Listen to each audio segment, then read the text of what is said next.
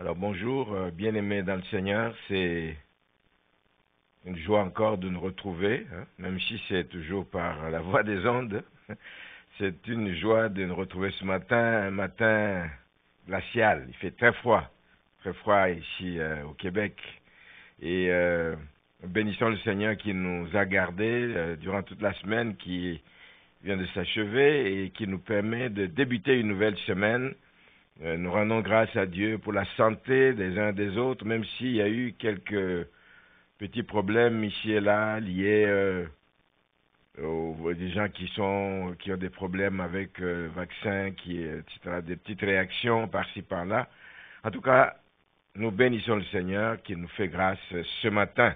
Et ce matin, je voudrais partager donc le message dont le titre est « Une couronne nous attend au ciel ». Amen.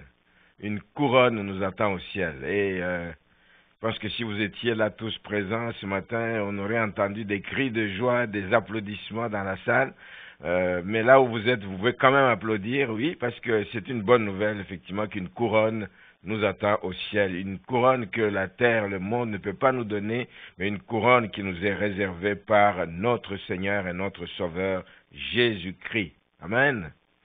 Alors, je voudrais lire un message ce matin qui est tiré de l'épître de Paul aux Philippiens, au chapitre 3. C'est un texte bien connu.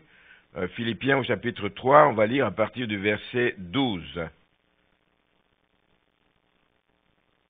Alors, ce n'est pas que j'ai déjà remporté le prix ou que j'ai déjà atteint la perfection, mais je cours pour tâcher de le saisir, puisque moi aussi j'ai été saisi par Jésus-Christ.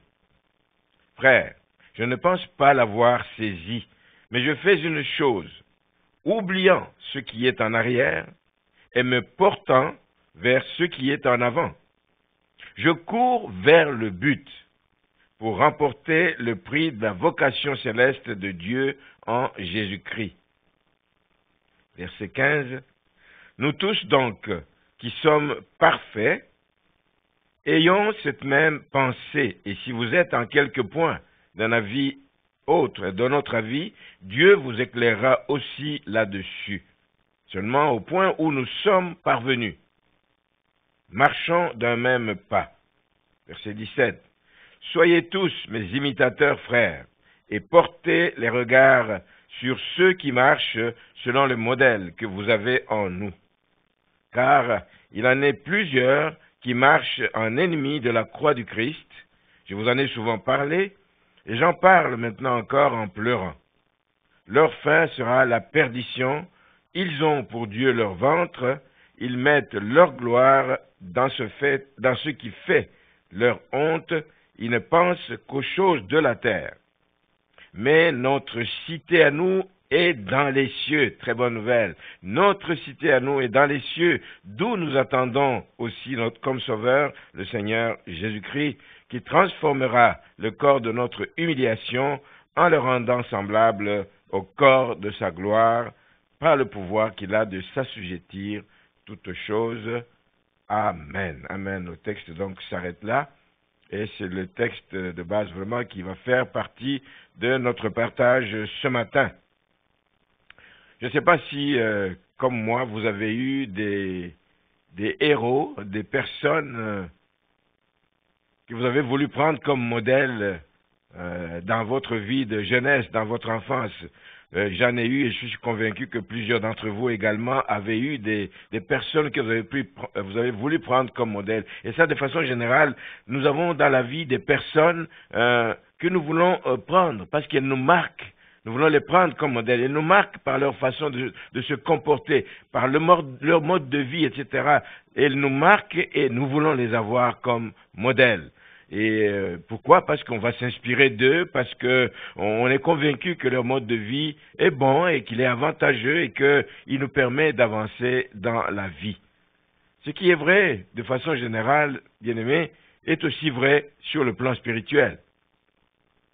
Sur le plan spirituel, cette vérité est également valable. Nous avons besoin de modèles sur le plan spirituel. Bon, je mets à part Jésus-Christ, qui est le modèle par excellence, mais nous avons des hommes aussi sur le plan spirituel que nous pouvons prendre comme modèle, que nous pouvons imiter comme modèle, comme des bons exemples à suivre. Et ce matin, l'exemple de Paul m'est venu donc à l'esprit et j'aimerais en parler ce matin. Paul est un bon exemple. Paul est quelqu'un qui nous a marqué à travers ses écrits, à travers tous les voyages qu'il a fait, à travers le travail extraordinaire qu'il a accompli. Paul est un exemple à suivre. Vous savez ce qu'il a été dans le passé, un ancien persécuteur des chrétiens. Il tuait les chrétiens et il croyait bien faire. Mais Paul a été transformé. Paul est devenu une nouvelle créature. Paul est devenu un serviteur de valeur. Même le Seigneur, quand il l'a rencontré sur la route de Damas et qu'il lui a parlé, il a parlé à Ananias, il dit, cet homme est un homme de valeur, est un instrument de valeur entre mes mains. Je vais beaucoup l'utiliser pour ma gloire, pour qu'il puisse porter la bonne nouvelle de l'évangile au loin. Et on sait, comme je viens de le dire, que sa vie le confirme. C'est un homme qui est allé partout, c'est un homme qui a affronté toutes sortes de situations, c'est un homme qui a eu, en définitive, un impact indéniable, et il n'y en a pas beaucoup comme ça qui ont eu un tel impact. Contrairement à ce qu'il dit de plusieurs au verset 18, lui n'a pas marché en ennemi de la croix de Christ, comme il le dit au verset 18. Il dit eux, c'est-à-dire qui? Les faux enseignants. Les faux enseignants qu'il dénonce dans toutes ses épîtres quasiment ont pour Dieu leur ventre. Ce qui compte pour eux, c'est leur intérêt personnel, c'est leur ego, c'est des égoïstes, c'est leur moi, etc. Donc ils veulent être élevés pour eux-mêmes. Il ajoute que ces gens ne pensent qu'aux choses d'ici-bas. C'est tout ce qui les intéresse. S'enrichir, avoir la gloire ici-bas. Mais nous sommes des citoyens du ciel. Nous regardons loin. Nous voyons loin. Nous savons ce qui nous attend n'est pas d'ici-bas. C'est pour ça que Jésus a dit, vous n'êtes pas de ce monde. Vous vivez dans ce monde, mais vous n'êtes pas de ce monde. Paul, lui, donc, n'a pas pensé qu'aux choses d'ici-bas. Lui, il a encouragé, il a annoncé courageusement le message de la croix. C'est sa vie. Il n'a pas eu honte de l'évangile. Paul n'a pas reculé devant les menaces. Paul n'a pas reculé devant les épreuves qui étaient liées à son appel. Paul n'a pas reculé. Il vivait dans l'attente du retour de son Sauveur. Tout ce qui le guidait, c'était parce qu'il attendait le retour de son Sauveur. Et en attendant, il fallait faire la mission pour laquelle il a été rencontré, il a été appelé. Il fallait qu'il accomplisse la mission pour laquelle il a été choisi. Il vivait dans cette attente parce que il savait que le Seigneur n'est pas parti, ne nous a pas laissés dans ce monde. Le Seigneur est parti nous préparer une place. Et vous savez, quand on a cette pensée à l'esprit, quand on croit réellement que le Seigneur n'est pas parti pour ne plus revenir, mais qu'il reviendra selon les promesses qu'il nous a faites, on a un comportement différent. On ne vit pas comme quelqu'un qui va vivre éternellement sur cette terre, on a un comportement différent. Il vivait dans l'attente du retour de Jésus-Christ, parce qu'il est allé lui préparer une place. Et dans 2 Corinthiens 12, au verset 4,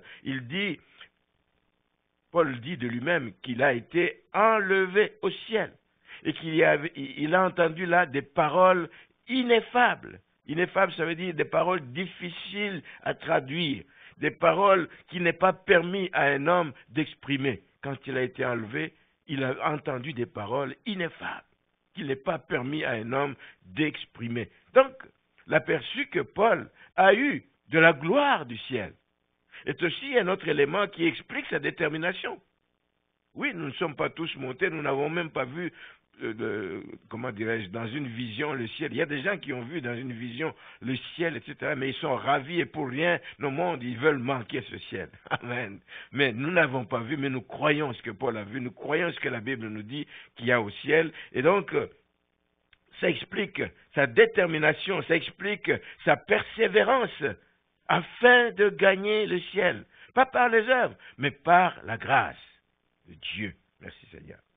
Paul, c'était un homme convaincu dans ce qu'il faisait. Il était convaincu qu'une couronne lui était réservée. Il en était convaincu. Personne ne pouvait lui arracher. Et qu'il sait qu'il se retrouverait un jour face à face avec son Seigneur, face à face à celui qui l'a aimé, face à face avec celui qui l'a appelé. Amen.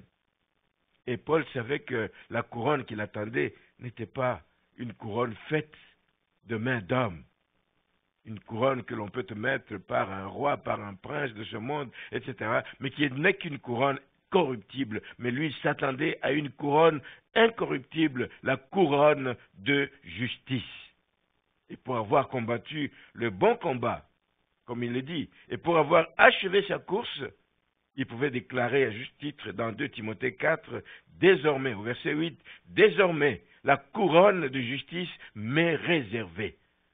Et elle m'est réservée. Le Seigneur, le juste juge, me la donnera ce jour-là, et non seulement à moi, mais encore à tous ceux qui auront aimé son avènement. Et je vous prie d'être de ceux qui attendent son avènement, qui aiment son avènement, et vous allez avoir donc droit à cette couronne de justice. Et je voudrais vous donner un exemple de quelqu'un ici, dans ce monde ici, qui a cru aussi qu'il y avait une couronne de justice qui l'attendait. Amen. Et c'est un militaire, c'est un officier français. Et il a été fait prisonnier, c'est au XVIIIe siècle. Hein. Il a été fait prisonnier durant la guerre, les guerres de l'Empire, à l'époque où Napoléon donc était l'empereur de France, etc. Et Napoléon était en train de se battre. Il avait des coalisés de son côté aussi qui combattaient contre la Grande-Bretagne, qui avait fait une coalition avec la Russie, avec l'Autriche, avec la Suède. Et c'était donc ces guerres qu'on appelait donc les guerres de l'Empire. Alors, donc, ce prisonnier, ce soldat a été fait prisonnier. Mais pendant qu'il était prisonnier, et ça se passe dans un pays protestant, probablement la Suède, Donc, pendant qu'il était prisonnier dans ce pays, cet officier a eu l'occasion d'entrer en contact avec la Bible. Il n'y a pas beaucoup de gens dans notre background qui savions comment lire la Bible. Nous, on ne nous a jamais appris. Moi, c'est à ma conversion, à l'âge adulte, que j'ai pu lire la Bible, etc. Avant ça, non, il y avait les catéchismes, il y avait des tas de choses comme ça. Mais donc, lui aussi, il a eu peut-être la première fois l'occasion de lire la Bible. Et en lisant la Bible, ses yeux spirituels se sont ouverts. Alléluia. Et c'est ça qui arrive. Quand on lit la Bible et qu'on découvre des choses qu'on n'a jamais, on est tout en joie, on est en train de sautiller de joie et on ne veut plus jamais reculer, on ne veut plus jamais abandonner la lecture. Ses yeux s'ouvrirent et il renonça donc à tout ce qui le dirigeait, des principes d'incrédulité, des principes de scepticisme, il doutait de tout et de rien, etc. Mais sa vie a changé du tout au tout par la lecture de la parole de Dieu. Et sa vie est devenue celle d'un chrétien sincère. Un chrétien sincère. Un chrétien sincère qui attendait la couronne de justice. Vous pouvez deviner que dans un tel milieu, à cette époque particulièrement, etc., tous ses compagnons, les officiers, les autres militaires, etc., tous ses compagnons de service se moquaient de lui. Qu'est-ce que tu lis? Tu perds ton temps, tu lis la Bible, etc. Alors, il se moquait de lui et lui reprochait d'avoir changé de religion. Mais moi aussi, je l'ai vécu. Je suis que plusieurs d'entre vous aussi l'avaient vécu. Qu'est-ce que tu as fait? Tu as changé de religion, etc. Et il y a même eu des propos plus durs encore que ça. Qu'est-ce que tu as fait? C'est ridicule, là, de changer de religion. Tu as quitté la religion de tes parents. Tu as abandonné. Non, c'est pas la religion qui sauve. Amen. J'ai suivi celui qui sauve, mon Jésus-Christ. Alléluia. Alléluia. Il dit non. De toute façon, ce que j'ai fait, ce que vous appelez j'ai changé de religion, je n'ai fait rien de différent que mon ancien camarade, il s'appelle Bernadotte, répondit-il. Je n'ai rien fait de différent que mon ancien camarade Bernadotte. Lui, il s'est fait luthérien, qui était donc la religion de l'Empire à cette époque, de l'Empire suédois, etc. Alors il dit oui. Et ses amis qui se moquaient de lui, ils disent, mais c'est vrai qu'il est devenu luthérien, mais Bernadotte, lui disent-ils, il dit, lui, il l'a fait par intérêt. Il l'a fait par intérêt, parce qu'il voulait obtenir la couronne. la couronne qui était donnée par l'Empire. Il l'a fait par intérêt. Il n'a pas fait par conversion. Il n'a pas fait par conviction. Il l'a fait par intérêt. Mais c'est juste pour obtenir une couronne. D'être reconnu par donc l'Empire de cette époque. Alors moi j'aime la réponse de cet officier. Il dit, mais dans le fond, si vous regardez bien, le motif qui l'a guidé et le motif qui me guide, moi aussi, il est le même. Moi aussi, je vais avoir une couronne. Mais la différence entre nous, c'est d'où vient cette couronne. C'est le pays qui fait la différence. Bernadotte, lui, a voulu obtenir la couronne de Suède. Alléluia. Alors que moi, j'aspire à obtenir une couronne dans le ciel. Alléluia. C'est toute une différence. Bernadotte l'a fait pour une couronne corruptible, mais notre officier, lui, aspirait à une couronne incorruptible, que personne ne peut lui ôter. Cet officier a dû certainement prendre Paul pour modèle, ou quelqu'un d'autre. Alléluia. Maintenant, qu'est-ce que Paul nous donne comme recommandation? Qu'est-ce que Paul nous donne? C'est bien beau de nous inviter à aspirer à avoir cette couronne de justice, mais qu'est-ce qu'il nous donne comme recommandation si nous voulons entrer au ciel? On n'entre pas au ciel en se levant le matin, on dit « Jésus, ouvre-moi la porte, je vais entrer au ciel ». Il y a une marche à suivre, etc. Oui, à la base, il y a la conversion, mais on va parler bien plus au-delà de la conversion. Qu'est-ce que ça nous prend si nous voulons entrer au ciel? Mis à part, donc, comme je dis, le fait de donner sa vie au Seigneur. C'est la base. La conversion, c'est la base. Mais après la conversion, il y a d'autres choses. Il y a d'autres choses.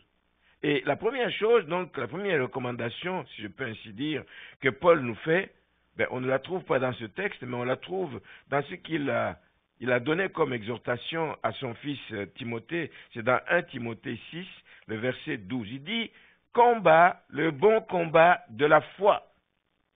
Saisis la vie éternelle à laquelle tu as été appelé. » Donc, la première recommandation, c'est de combattre le bon combat de la foi. Oh, que nous avons souvent beaucoup de combats que nous menons dans la vie, qui ne sont même pas nos combats, mais il y a le combat qui doit être le nôtre jusqu'à la fin, c'est combattre le bon combat de la foi. Ça veut dire, il faut rester ferme dans sa foi, malgré les luttes, parce que des luttes, il y en aura.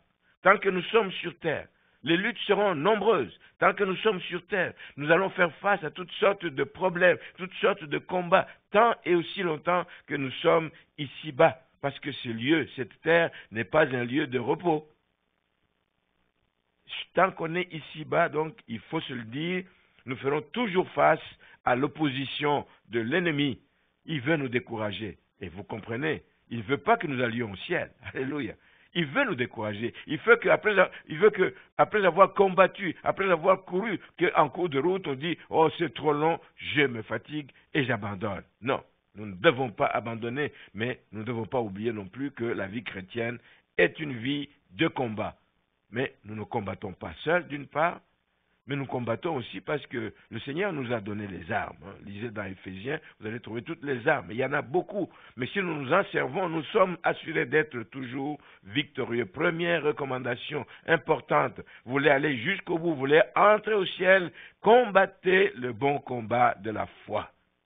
Les hommes qui vivent par la foi deviennent de moins en moins nombreux. Et plus nous nous approchons de la fin, la foi va aller en diminuant. Vous êtes en train de le voir de vos propres yeux. Donc nous devons faire attention à retenir ferme, rester ferme dans la foi. Maintenant, quand nous revenons dans notre texte de Philippiens au chapitre 3, au verset 12, nous allons trouver une autre recommandation que Paul nous fait, et qui va nous aider à tenir ferme, à aller de plus en plus loin ici dans notre vie, ici-bas. Il dit au verset 12 de ne pas se considérer comme quelqu'un qui a déjà atteint la perfection. Tant que tu n'as pas atteint la perfection, tu vas faire des efforts pour avancer vers la perfection. Alors il ne faut jamais se croire déjà arrivé. Il ne faut jamais se considérer comme ayant atteint la perfection. C'est de la prétention pure et simple. Alors ne vous considérez jamais comme étant arrivé. soyez toujours enseignables, considérez-vous toujours comme étant ouverts à l'apprentissage, ouverts à recevoir de nouvelles directions de la part du Seigneur. Nous tendons vers la perfection, mais nous n'y sommes pas encore. Oui, que par notre position en Christ, nous sommes parfaits, mais vivant ici sur terre, nous tendons vers la perfection. Mais en attendant, il va nous arriver de tomber. Si vous, ça ne vous arrive pas, moi, ça m'arrive de tomber.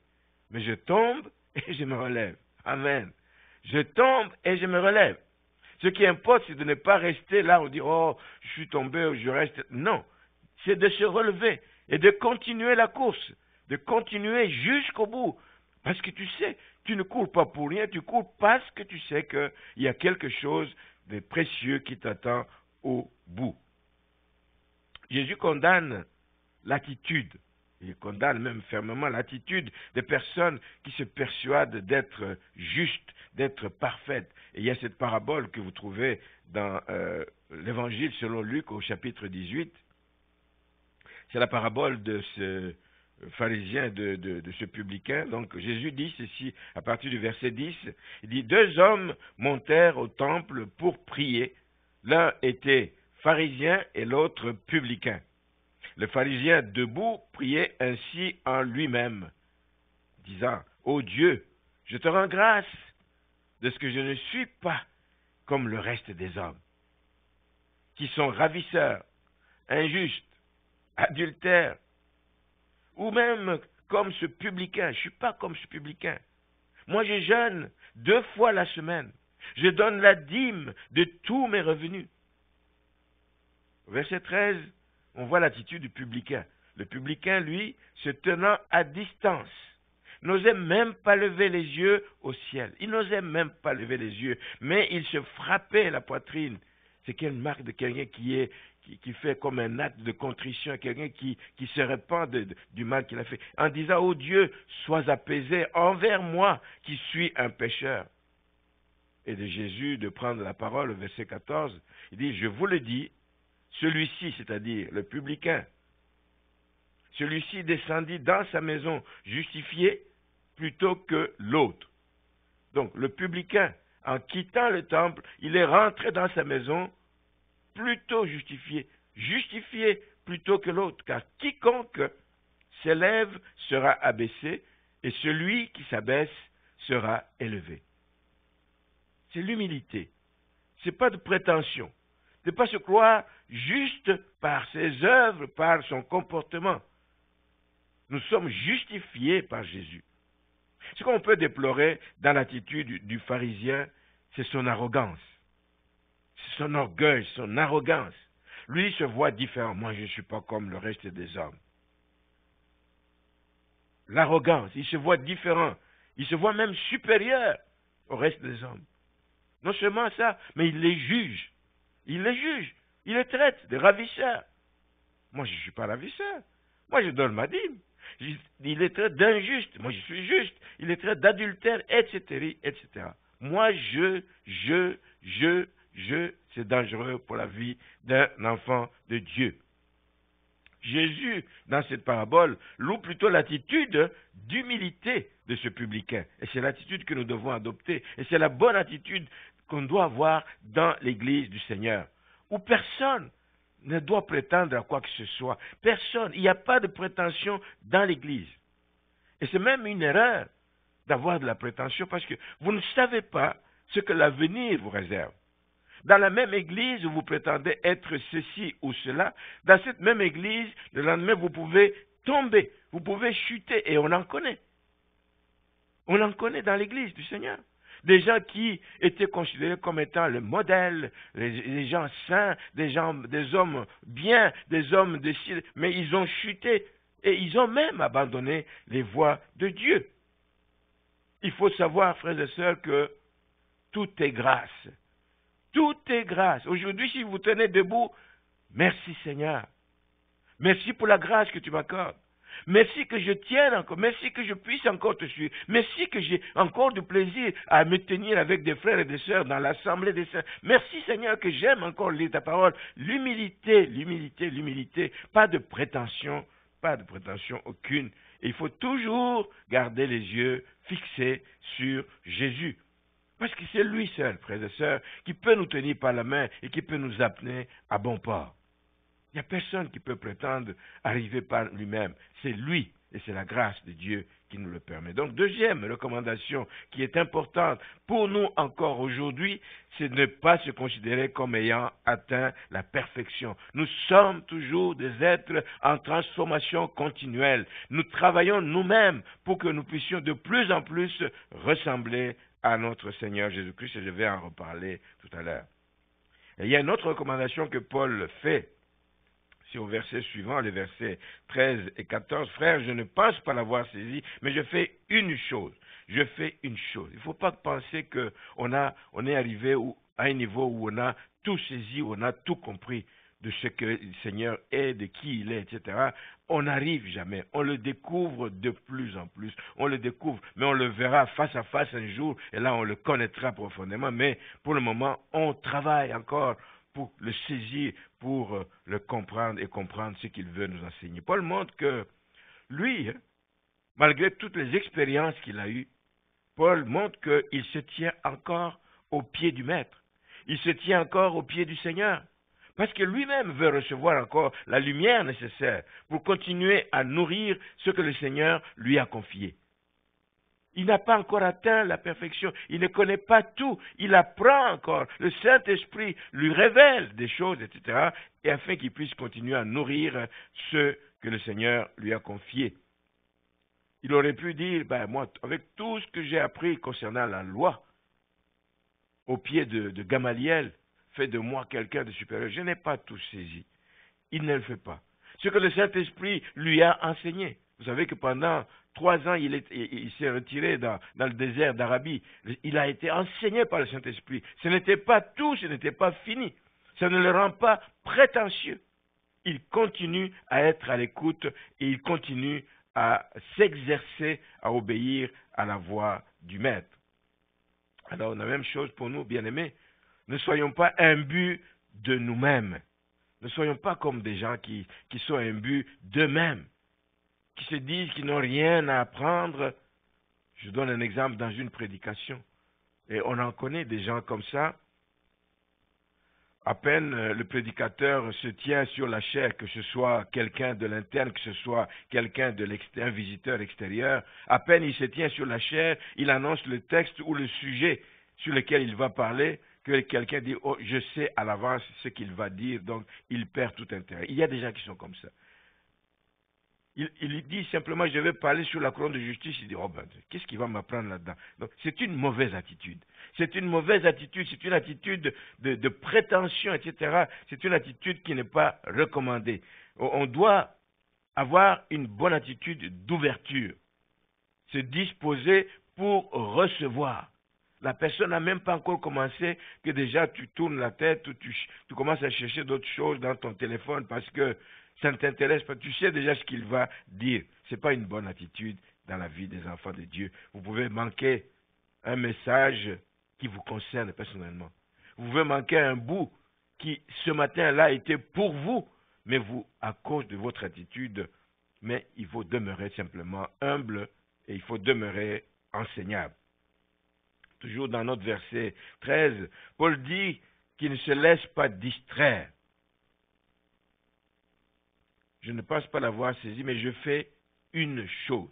Il ne se laisse pas distraire par des situations nombreuses qui n'ont d'autre but que d'étouffer notre consécration. Nous devons travailler, bien-aimés, à notre vie de consécration. Nous devons y travailler. Mais il y a beaucoup de choses qui viennent dans la vie et qui sont là pour nous distraire. Ces choses vont se retrouver aussi dans l'Église. Elles peuvent que nous déconcentrer. Pire que ça, pas seulement nous déconcentrer, elles peuvent même nous diviser. Ça peut nous diviser. Quand il y a compétition avec d'autres chrétiens, moi je prêche mieux que tel, je fais mieux que tel, je sais mieux faire que tel. Quand il y a compétition entre chrétiens, ça divise les enfants de Dieu. Il y a des gens qui dans l'Église vont beaucoup insister sur certaines exigences des trucs qui touchent à l'apparence extérieure, par exemple, mais moi j'appelle qui touchent au légalisme même, à la limite. Des gens qui, ah non, même, ils ne portent pas. Dans certaines églises, oh, ils ne portent pas de voile, oh, c'est une dame, elle porte un pantalon. Il y a tellement de choses qui sont là pour nous déconcentrer de l'essentiel, bien aimé. Oh non, mais une dame ne peut pas se coiffer comme ça. Il y a tellement de choses. Certains arrivent même, à cause de ces situations, quand je parle de division, certains arrivent à ne plus aller dans une réunion. Ah, je ne vais pas aller au culte quand je sais que c'est elle qui va prêcher. Je ne vais pas aller à la réunion parce que je ne vais pas croiser telle personne. Imaginez ce que ça vous amène à faire. Juste à cause du fait que vous vous laissez distraire, etc., par ces choses-là. Donc, ne nous laissons pas distraire par ces choses. Paul dit au contraire, il dit, moi, je ne fais qu'une chose. Une chose. C'est oublier ce qui est en arrière. Oublier mes déceptions passées. Oublier les mauvais coups que j'ai eus ou que j'ai fait à d'autres. Parce que souvent, on pense qu'on est souvent victime des autres, mais nous aussi, on fait parfois des mauvais coups à d'autres personnes. On n'est pas toujours que victime. Nous aussi, on a fait des mauvais coups. Mais c'est des choses, bien aimés, il faut oublier. Paul a rompu avec son passé, nous l'avons dit au début. C'était un tueur. Mais il sait qu'il a été pardonné, oubliant ce qui est du passé. Il le sait. Idem pour nous. Nous avons tous posé dans le passé des gestes qui ne font pas notre fierté. Nous avons fait des choses dont nous pouvons avoir honte à juste titre. Mais on ne peut pas s'arrêter sur ces choses. Et si on vit dans la culpabilité, bien aimé, on ne peut pas croire. Ça veut dire qu'on ne croit pas à l'amour de Dieu. Ça veut dire qu'on ne croit pas au pardon que Dieu nous a donné. Et ça, ces choses, une telle attitude va vous voler la paix, va vous voler la joie. Vous ne pouvez pas vivre pleinement votre vie chrétienne. Et ça va créer continuellement en vous une tension entre ce que vous avez été et ce que vous voulez devenir et vous voulez être. Nous devons oublier aussi ce qui est en arrière.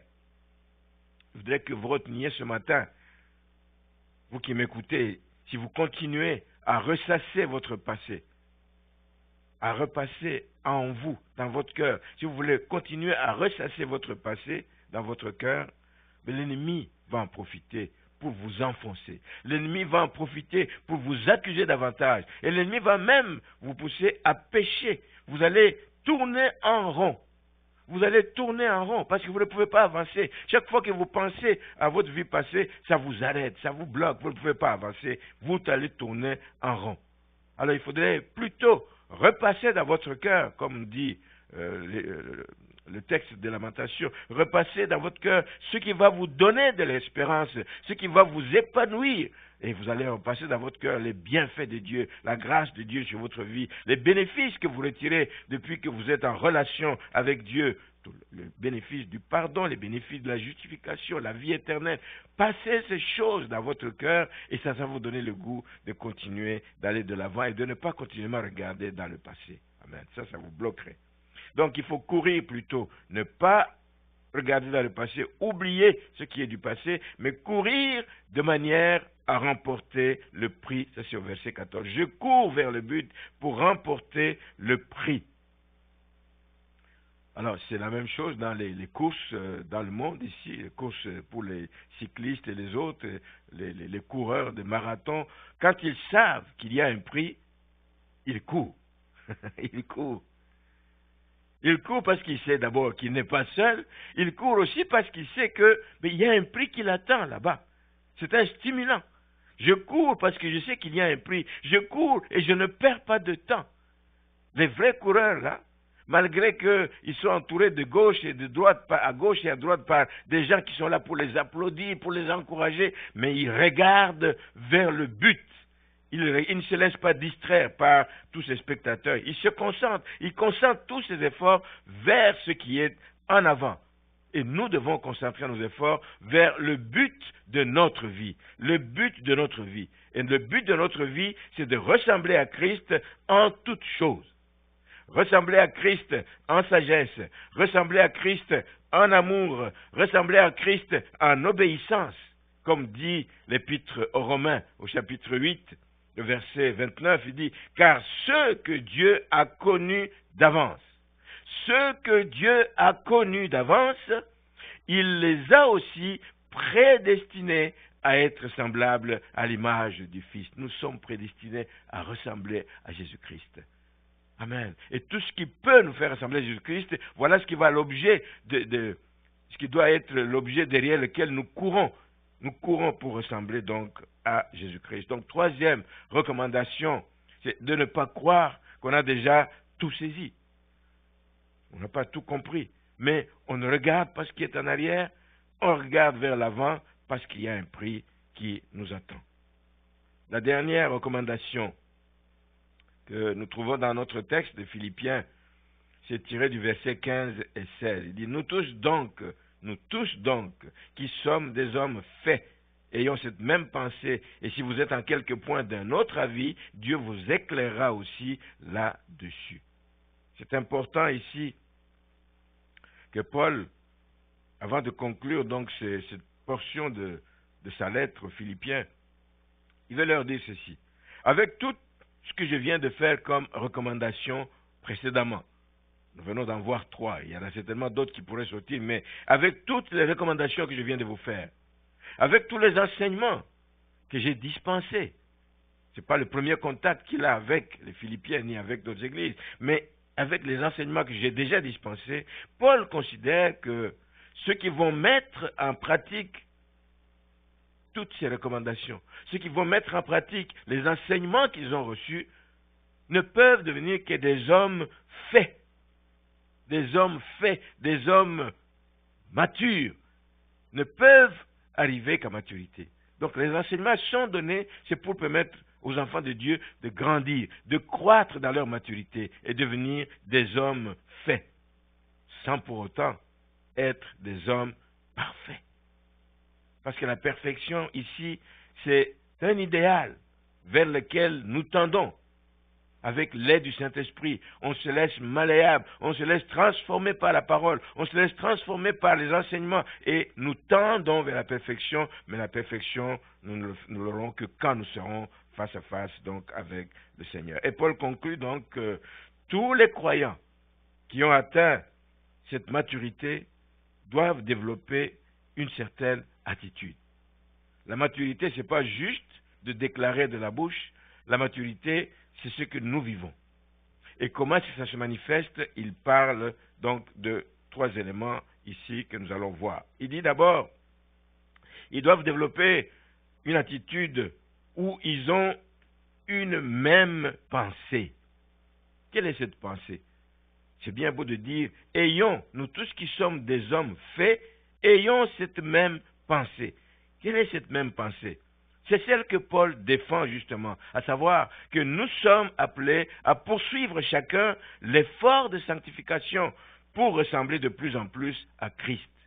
Ayons cette même pensée, que ce soit là notre leitmotiv, que ce soit là ce qui nous guide, que ce soit là ce qui nous pousse à tenir ferme, que ce soit là ce qui nous pousse à rester debout jusqu'au retour de Jésus-Christ. Et en même temps que Paul dit ça, il encourage les gens à avoir cette même pensée, mais c'est un homme d'expérience. Avec sa grande expérience, Paul sait que il n'aura pas l'adhésion de tous. Il dit ici, nous tous donc, mais il sait qu'il n'aura pas l'adhésion de nous tous. C'est pour ça qu'il ajoute, il dit, si vous êtes en quelque point d'un autre avis, il sait qu'il y a des gens qui vont être quelque part, qui vont avoir un avis qui diverge du sien, etc. Il dit, mais les gens, ça va être des gens qui ne sont pas au même niveau de foi. Effectivement, nous ne sommes pas de même niveau de foi. Et c'est ça qui crée souvent des frictions entre les chrétiens. Toi, tu as déjà fait des progrès dans ta vie chrétienne. Tu ne peux pas te comparer à quelqu'un d'autre qui est d'un niveau de foi intérieur, d'un niveau de compréhension différent du tien. Mais Paul fait confiance que tout en étant d'un niveau de foi qui est peut-être inférieur au mien, tu viens de commencer, tu es en train de grandir, je ne peux pas comprendre les choses de la même façon que toi. Donc il dit qu'il fait confiance que même ces gens-là, qui sont d'un avis contraire, Dieu les éclairera. s'il se dispose à cela, s'il se laisse éclairer par le Saint-Esprit. Et ça doit nous faire réfléchir, nous aussi, aujourd'hui. Nous pouvons faire face à l'incompréhension des gens qui nous entourent. Nous pouvons faire face même à l'opposition des gens qui nous entourent sur un sujet ou un autre, un sujet qui touche à la vie chrétienne. Et vous savez que comme chrétiens, nous sommes souvent critiqués justement parce que nous avons souvent tendance à très peu écouter les interlocuteurs, mais nous avons souvent tendance à donner même la réponse avant qu'on ait compris ce que l'autre a comme problème, a comme difficulté ou a comme question. Ça, c'est les chrétiens. Il commence à peine à parler, tu devines directement dans ses pensées, voilà, c'est ça qu'il ne veut pas, tu lui lances un verset. Voici ce qu'il dit la parole de Dieu. Mais soyons lents à parler vite, mais écoutons, prenons le temps d'écouter les gens, etc.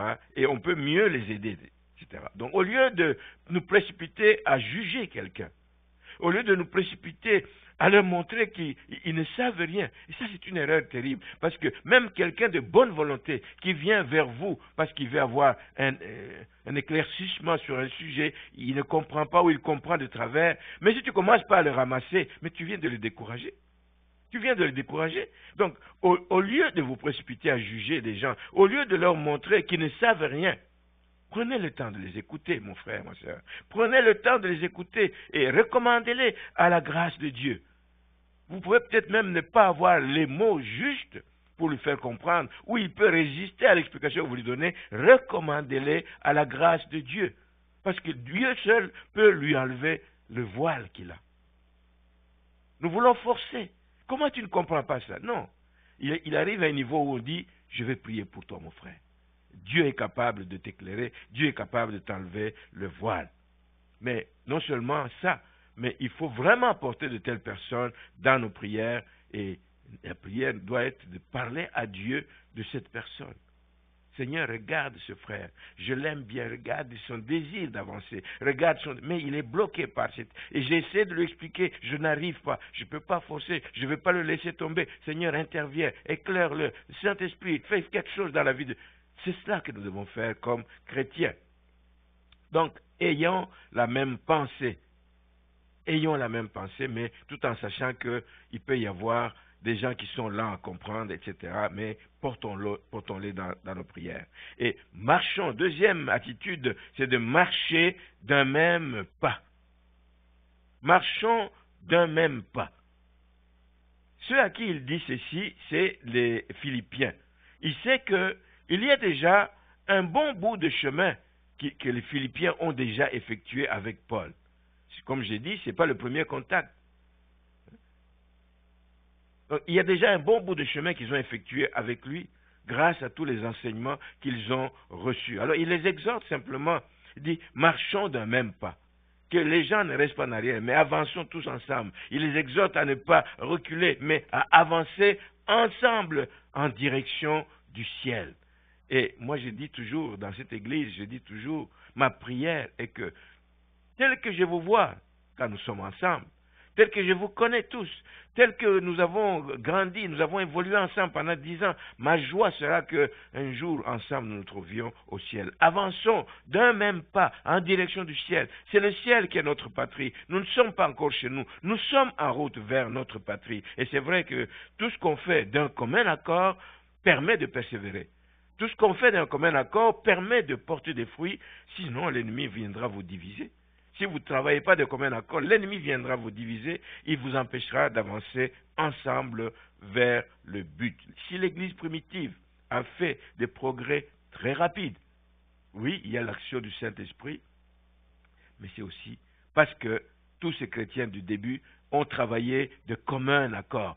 Ils se réunissaient de commun accord, ils se retrouvaient ensemble, tous d'un commun accord, dit Acte 1,14, tous d'un commun accord, ils persévéraient dans la prière, d'un commun accord.